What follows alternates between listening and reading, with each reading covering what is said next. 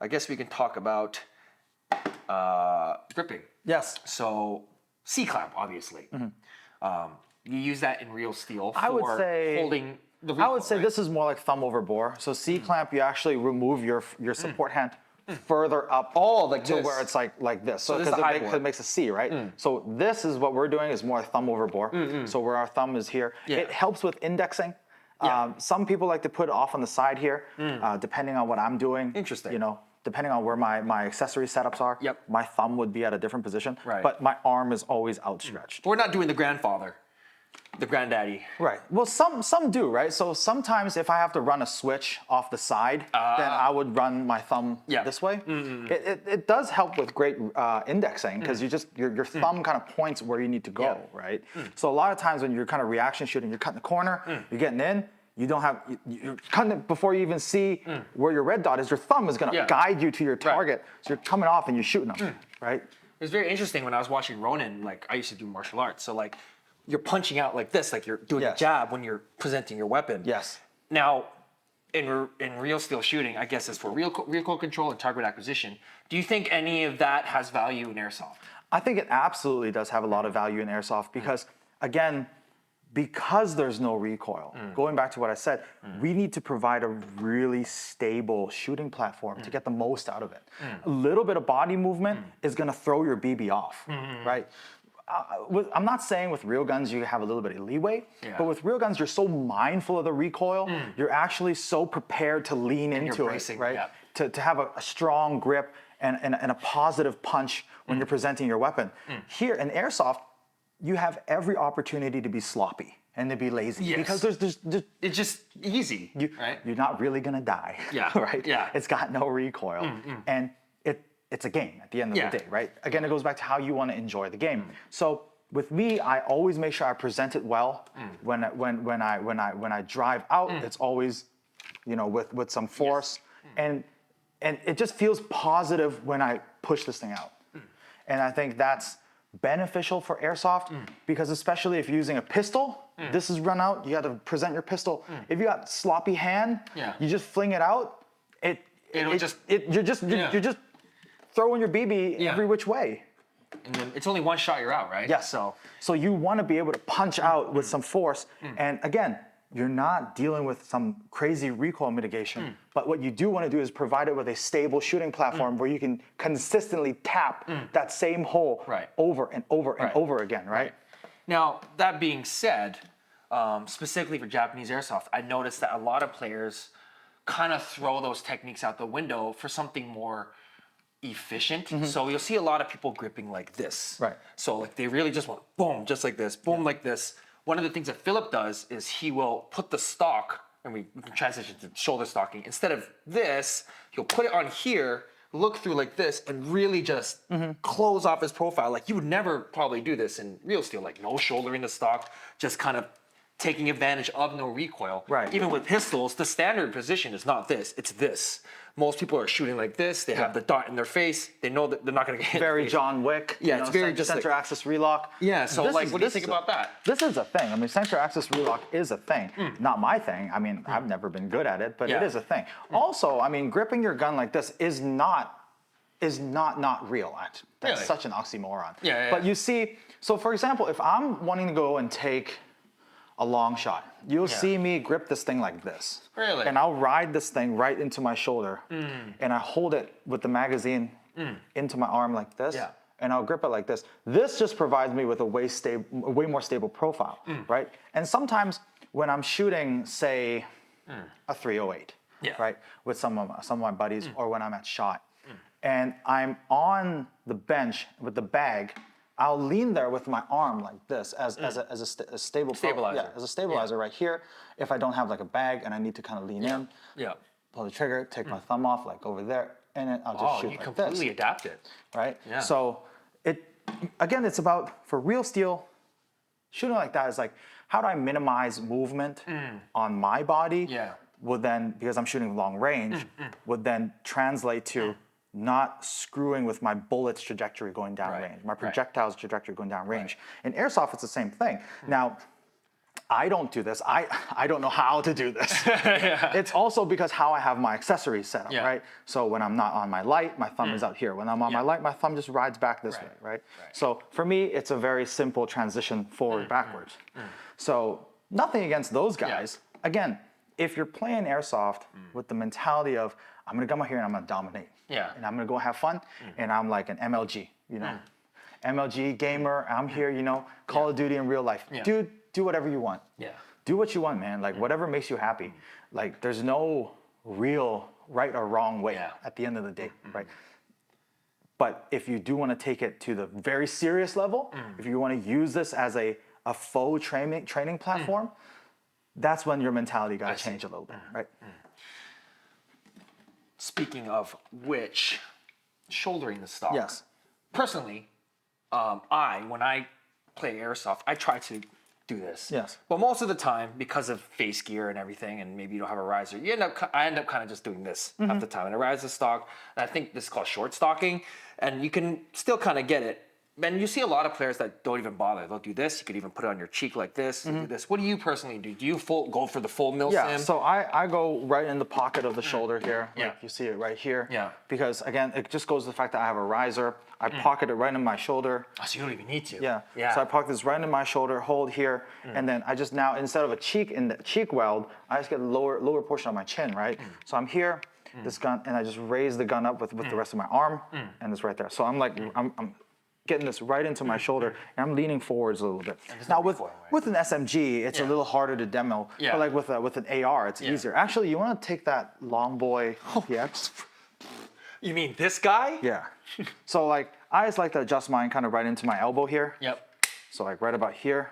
So you'll see this way easier with an AR stock. So this sits right into my shoulder, and I'm just able to, you know, extend it. You're fully center master. Yeah, I'm like right into my shoulder, and I'm in, right? That's why it was very important for me when I look at body armor. I want a slimmer cut right in this portion of where my chest is, right?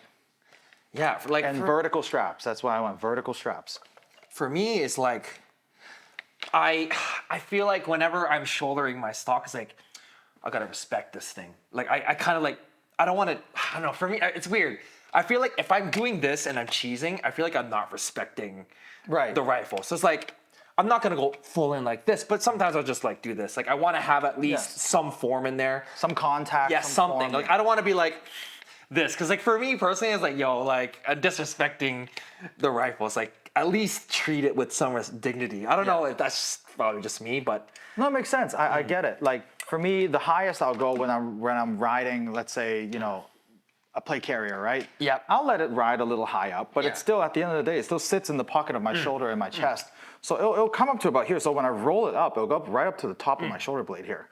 Right? I'll ride it there. Sometimes when I really want to get aggressive with it, then I'll kind of really center mass it and like really push forward. You know, but usually for the most time, if I'm just being casual, I'm locking down a corner, I'll ride it up here. I'll just ride it up here a little bit, like, you know, ride it up here, just nice and simple.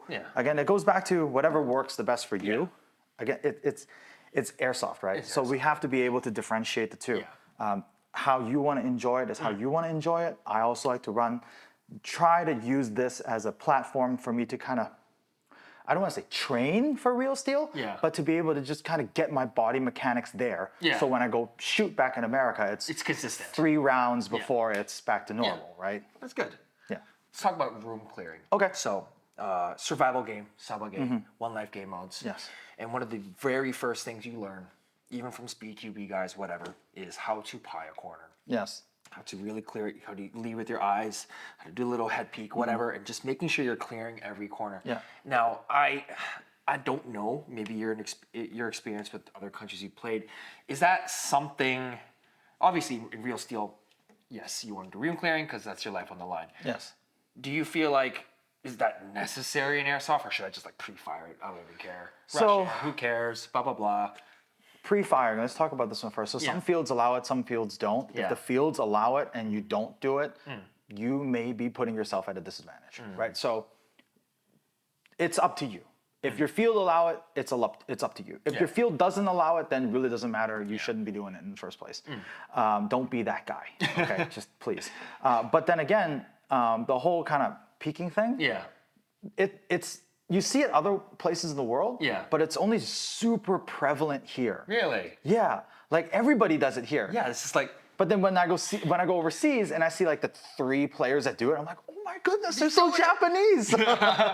See, like in other places, like Europe, for example, I just go in, I don't care. So in Europe, a lot of places in Europe are very interesting because a lot of places in Europe, they have a lot of teams. Airsoft teams, and then they go and play together all the time, and they spend time maybe in their backyards doing these dummy breaches and so on and so forth. And you can also use more pyro in Europe, and in the U.S. you use like bangs, nades and stuff like that. So clearance devices. Yeah, so it's a little bit more dynamic overseas. Like when I played in Europe, when I was in Sweden, it was quite fun. You can use a Enola Gay kind of like almost like firecrackers where you scratch them, you throw them in the room. Oh, I know those. Yeah. Pops, and they're fun. They're really fun to use. So there's that. But at the same time, I feel like learning kind of how to pie a corner is pretty good. It's necessary. Yes. Because going back to America this last trip, we're watching these kids play Speedsoft. Yeah. And just they would not pie a corner, but there's a guy literally behind this door, and his back is even turned, or he's on his side. If you just pied, you would have got him, right? But they don't. They just rush past, and whoever's behind the door turns around and smokes you, right? Do you think that comes from the mentality that Airsoft in America, or maybe anywhere not Japan, it's not a survival game. Like if I screw up, I can just go back and try respawn again. and come back But again. in Japan, if you screw up, you're sitting out for 10, 20 minutes. I think it also has to do with a lot of play style, right? Like with the younger crowd, Speedsoft is the thing. They want to get their energy, their sugar rush out. Yeah, they want to run, slip, slide, use their high kappas and just shoot. Yeah. Good times, right? And at the end of the day, it's something that I feel like it's not a bad thing. Just it will help you a lot if you just kind of have a concept of how to pie a corner. Yeah. And also, when you walk into a room, make sure you know like where your eyes are going, right? Just very basic stuff. Like follow with your eyes, and it kind of gets into the idea. Like I don't know if it's the same overseas, but like from my experience of playing Airsoft here for the last 3 years, no matter how much of a team player or whatever you want to be, either A, your teammates end up going somewhere else, B, you say hold that corner, they leave you, or C, they end up dying and they don't come back. So what I've noticed a lot in my experience is that Airsoft here comes a lot down to solo play. Like literally solo play. It's not like I came to the field by myself. It's like you're by yourself and a lot of solo clearing and a lot of doing it all by yourself. You don't have a team to just rush in and do that stuff. So I feel like because of that circumstance of how it ends up playing, like knowing how to pie the room by yourself is very important. Which is why Project Gecko is a really good reference to like learn how to do that. Meanwhile, in America, like it's just like 6 of them just all going in. I'll come back, whatever. Do the we all died. Oh no, we gotta go walk back to respawn and just come back, right? So I think just because of the nature of the game and how you end up playing it, again, I feel like just one live game modes changed everything. Yeah, it did. Like to be honest, I'm not saying any people overseas don't have much skill. It's just due to the circumstance of how Airsoft is played here. The stakes. The stakes are quite high. So you actually see a lot of Japanese players like they'll really take their time to pie. They'll peek. They'll make sure they cut every corner because you're right. A lot of times they end up having to it's them against 5 other guys. So but then it always goes back to you see these guys, they pie so well, but at the end they always drop their gun at the most inopportune time. Guys, heads up, guns up. That's all I'm gonna say. So I always feel like I always get comments in my comment section like, oh, an American would sweep all these Japanese players. And for me, it's like, I don't know. I like Japanese players are very defensive. And because of the rule set, what do you think about that? If an American came here and it's their first time playing CQB, do you think they would do well here? I think